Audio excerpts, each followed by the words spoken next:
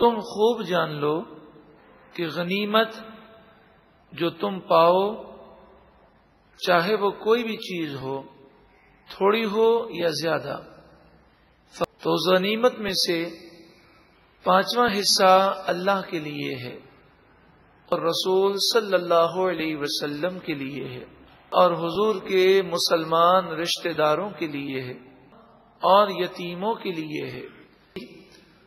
اور غریبوں اور مسافروں کے لیے یہ حصہ ہے۔ اگر تم اللہ پر ایمان رکھتے ہو اور اس کلام پر ایمان رکھتے ہو جو ہم نے نازل کیا اپنے بندے پر یوم فرقان یعنی غزوہ بدر کے موقع پر، جب دو لشکر آپس میں ٹکرائے، یعنی مسلمان اور کافروں کی جب جنگ ہوئی، اور اللہ ہر چاہت پر قادر ہے۔ اس آیت کریمہ میں مال غنیمت کے لیے یہ قاعدہ مقرر کیا گیا کہ مال غنیمت کے 5 حصے کیے جائیں گے۔ 4 حصے مجاہدین میں برابر برابر تقسیم کیے جائیں گے اور 1 حصہ یعنی پورے مال غنیمت میں سے 80% مجاہدین میں تقسیم ہوگا اور 20% جو کہ کل کا 5واں حصہ ہے وہ اس طرح تقسیم ہوگا کہ اس کے پھر 5 حصے کیے جائیں گے۔ 1 حصہ رسول اللہ صلی اللہ علیہ وآلہ وسلم کی خدمت میں پیش کیا جائے گا، 1 حصہ حضور کے رشتہ داروں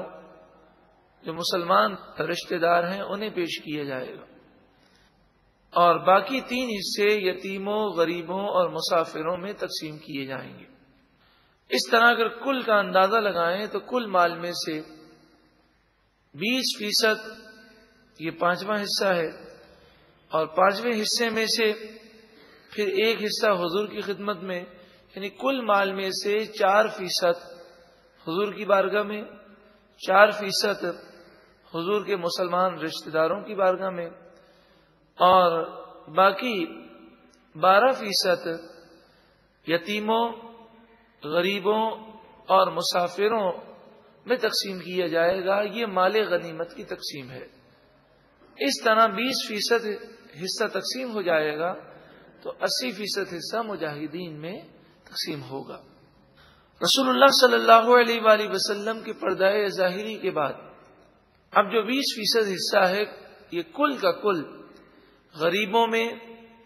یتیموں میں اور مسافروں میں تقسیم ہو جاتا ہے۔ حضور کے وصال ظاہری کے بعد اب حضور کے مسلمان رشتہ دار اور حضور کے قریبی جو لوگ ہیں ان میں یہ حصہ اب تقسیم نہیں ہوتا۔ اس پر تمام صحابہ کرام کا اجماع ہے کہ یہ مال غنیمت سے 20% حصہ پورے کا پورا غریبوں میں،